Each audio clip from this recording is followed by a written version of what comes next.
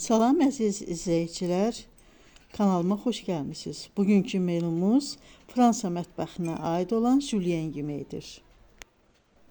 Bişirəcəyimiz tavanın içərisinə 2 ədəd baş soğanı aypara şəklində doğrayıb, 150 qram kərə yağında qızılı rəng alana qədər qovururuq.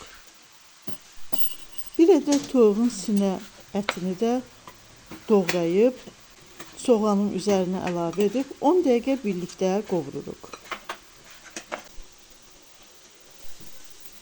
Sonra doğranmış 500 qram göbələyi də tavaya əlavə edib duz üstüyot vurub birlikdə qovururuq.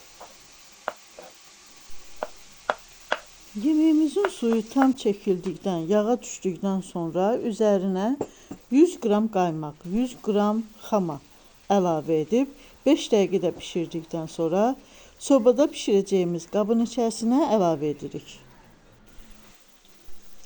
Üzərinə 200 qram Holland pendiri rəndələdikdən sonra öncədən isidilmiş 250 dərəcəli sobada 15-20 dəqiqə bişiririk.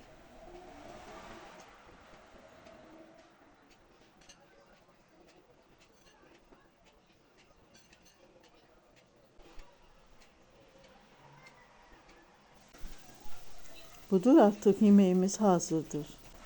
Nuş olsun.